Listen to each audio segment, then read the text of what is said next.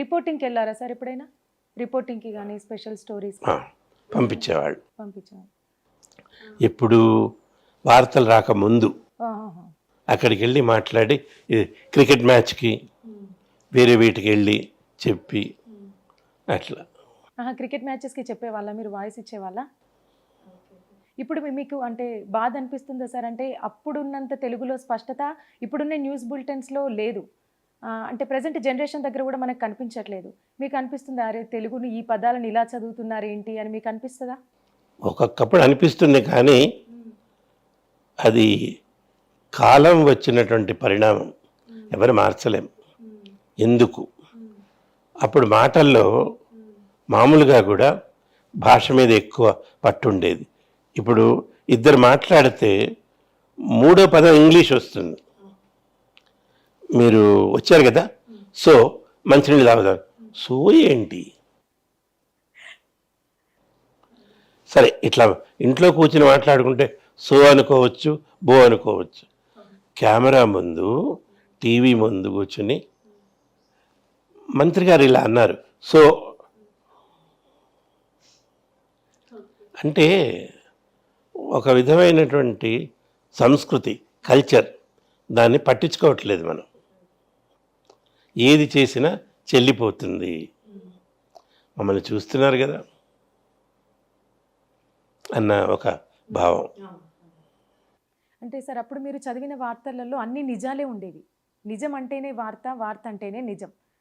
ఇప్పుడు చాలా మటుకు ఫేక్ న్యూస్లు ఎక్కువ వస్తున్నాయి. ఇవి విన్నప్పుడు మీకేమనిపిస్తుంది?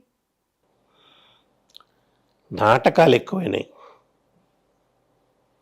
అప్పుడు నాటకాలని వేరే వేసేవాళ్ళు, ఇప్పుడు వార్తల్లో కూడా నాటకాలు చేస్తున్నారు. వార్తలు కూర్చుని హుందాగా చదవచ్చు, విషయం చెప్పటమే కదా. ఈ చదివేవాడు ఇక్కడి నుంచి అక్కడికి పరిగెడతాడు, అక్కడి నుంచి ఇక్కడ పరిగెడతాడు, మెట్లు ఎక్కుతాడు, దిగుతాడు. ఎందుకు? హెలికాప్టర్లు ఎక్కి దూకు. ఎందుకు? ఏం చేయాలని?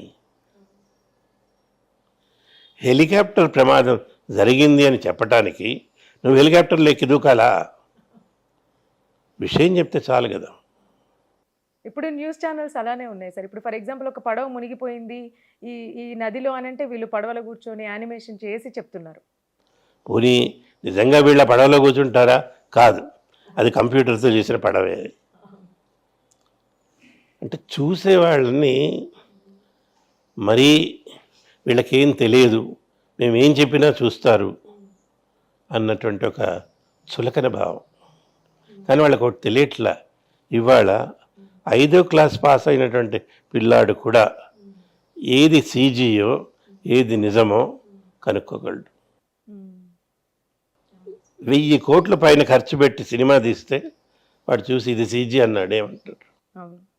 ఆయనేమో ఇది దున్నపోతూ నేను కష్టపడి సినిమా తీశానన్నాడు ఆయన డైరెక్టర్ గారు, ఇది సీజీ కదా అన్నాడు పిల్లాడు. మనం మోసం చేయలేం. ప్రతి తరం కూడా మన తరం కంటే బాగా తెలియగలది. వాళ్ళకి అవగాహన ఎక్కువ, వాళ్ళు పట్టుకుంటారు. ఎంతగా పట్టుకుంటారంటే వాళ్ళ తల్లిదండ్రుల్ని కూడా ప్రశ్నించగలరు. నాన్న ఇట్లా ఎందుకు చేసావు? మన దగ్గర సమాధానం ఉండదు. పోరా. అందువల్ల వాళ్ళని మోసం చేయాల్సిన అవసరం ఏంటి? నువ్వు డ్రామాలు వేయాలనుకుంటే వేసుకో, ఎవరొద్దన్నారు? వెయ్యి, మేము కూడా చూసి ఆనందిస్తాం. అవి కలపొద్దు. నిజానికి అంటే నా ఉద్దేశంలో వార్తలు అంత గంభీరమైనటువంటి ప్రసారం ఇంకోటి ఉండదు.